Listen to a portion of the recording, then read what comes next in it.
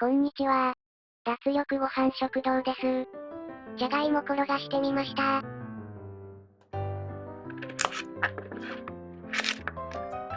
レンチンしやすいように、適当に刻むと、時短です。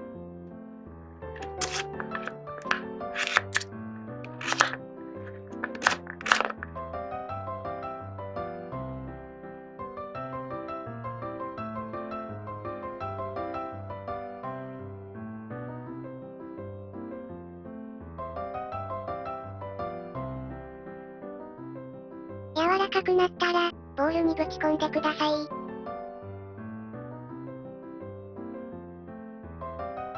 豆腐と片栗粉。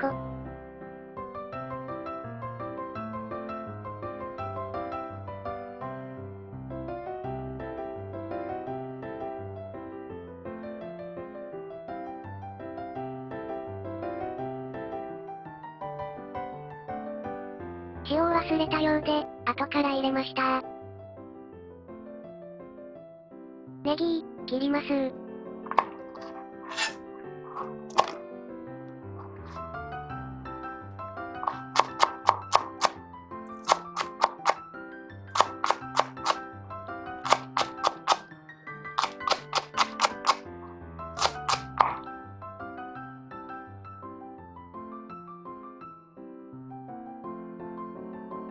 混ぜる。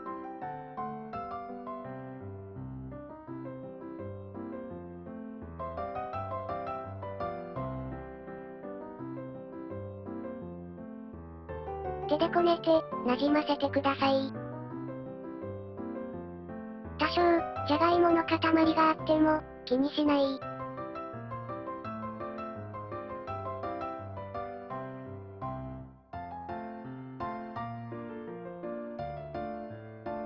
チーズの量は、お好みで、加減してください。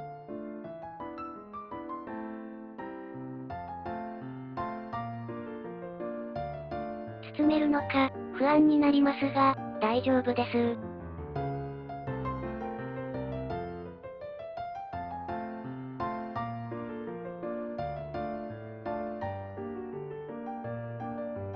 かなりボロいフライパンで、すみません。